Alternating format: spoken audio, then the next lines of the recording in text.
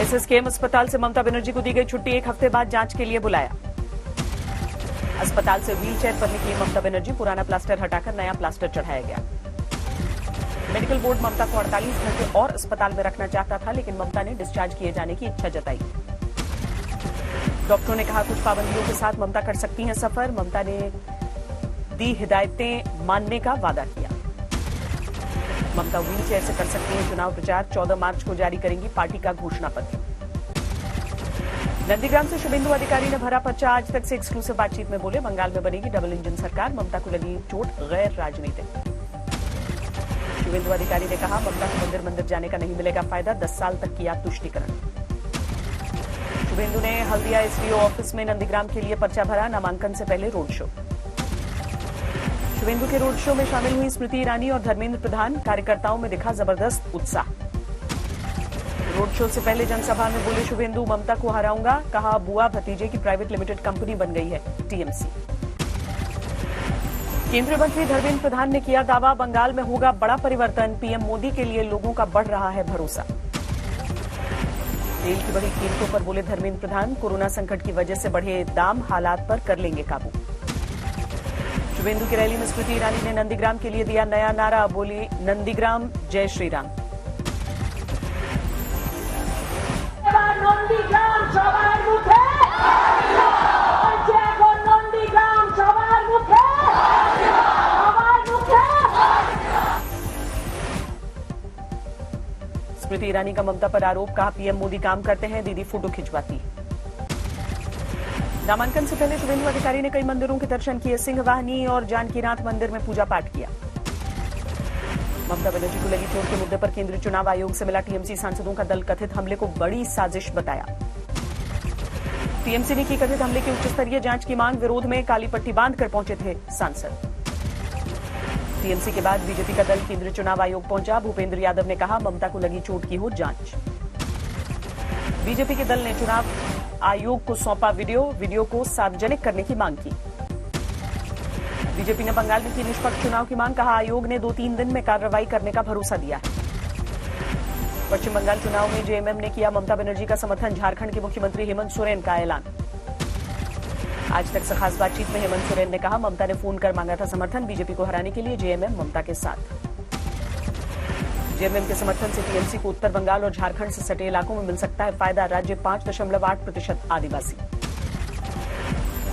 ममता पर कथित हमले के खिलाफ कोलकाता में टीएमसी का साइलेंट मार्च, मंत्री फिरहाद हाकिम और गौतम देव शामिल हुए। आसनसोल में भी टीएमसी कार्यकर्ताओं का मौन विरोध, मुंह पर बांधी काली पट्टी।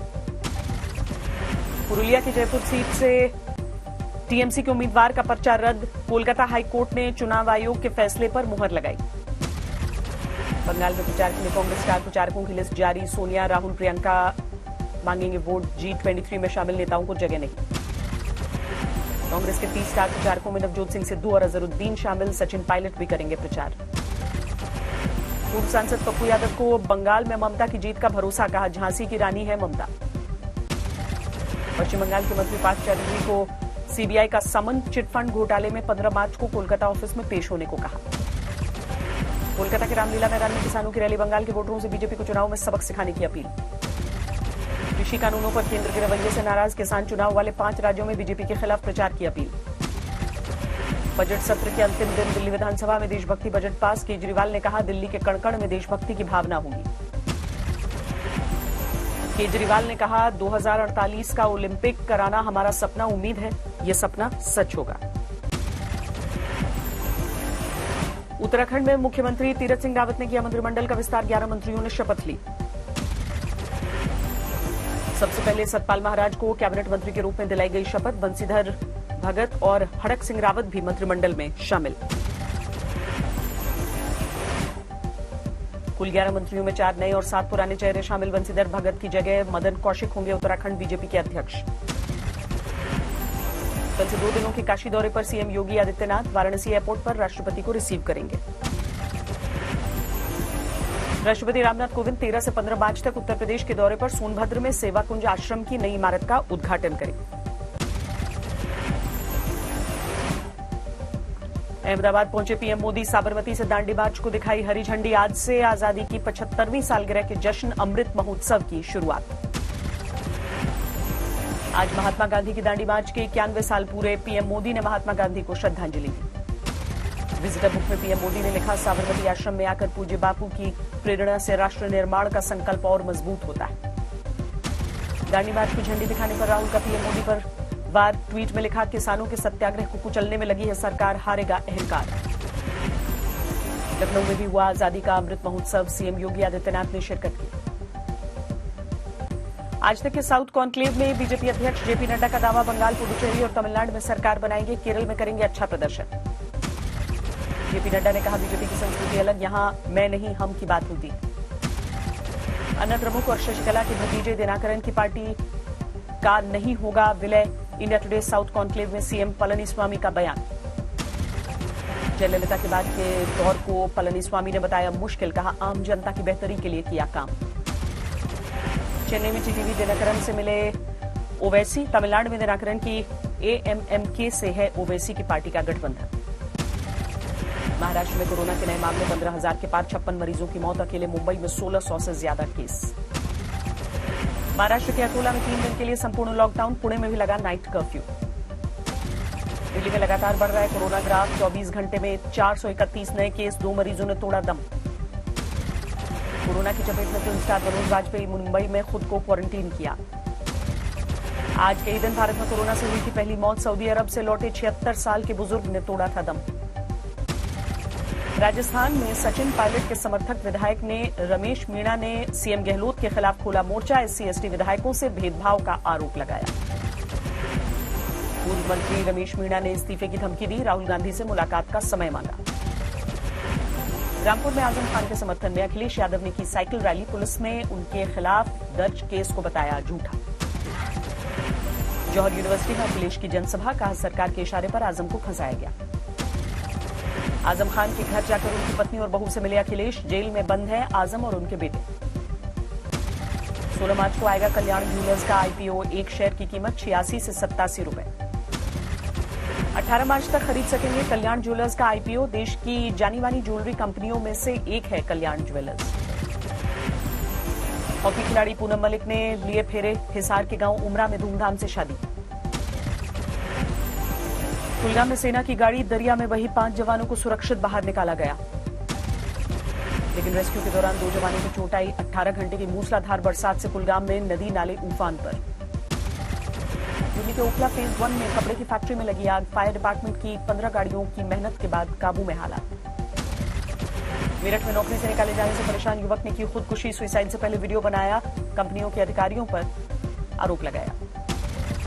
बागपत में कूलर फैक्ट्री में शॉर्ट सर्किट से लगी भयंकर आग, करोड़ों के नुकसान की आशंका।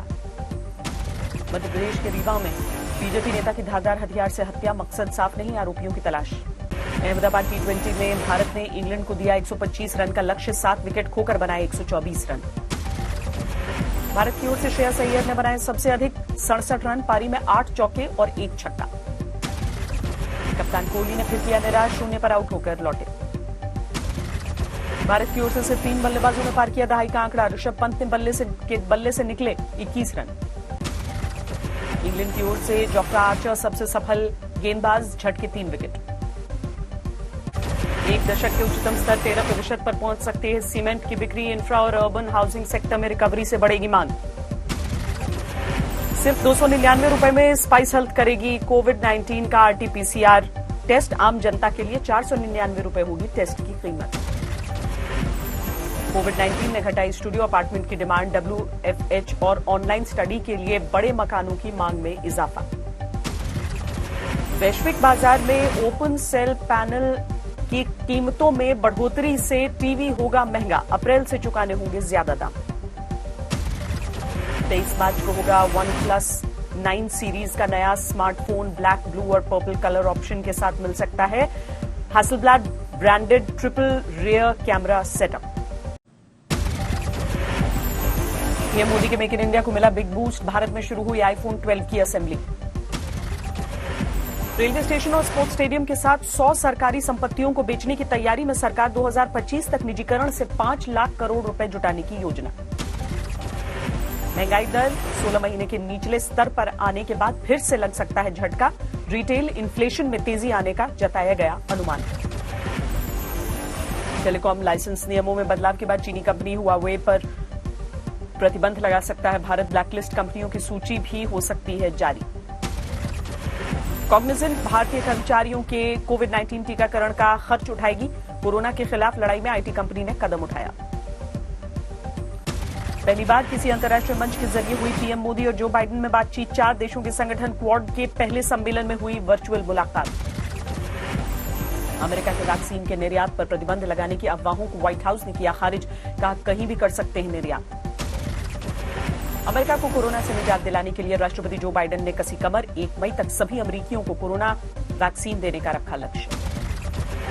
बाइडेन के राष्ट्रपति बनने के बाद अमेरिका दौरा करने वाले पहले विदेशी राष्ट्राध्यक्ष होंगे जापान के पीएम योशिहिदे सुगा। तारीख का जल्द होगा ऐलान।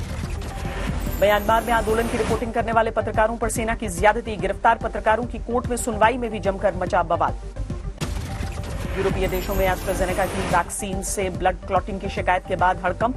थाईलैंड में वैक्सीनेशन अभियान पर रोक लगाई गई। इटली में कोरोना के मामलों में भारी उछाल। 29 नवंबर के बाद पहली बार एक दिन में आए रिकॉर्ड 25,000 से अधिक कोरोना केस। जापान के एथलीट्स को नहीं दी जाएगी चीन की सिनोवैक वैक्सीन। ओलंपिक मिनिस्टर तमायो मारुकावा ने खिलाड़ियों को चीनी वैक्सीन देने की मंजूरी नहीं दी।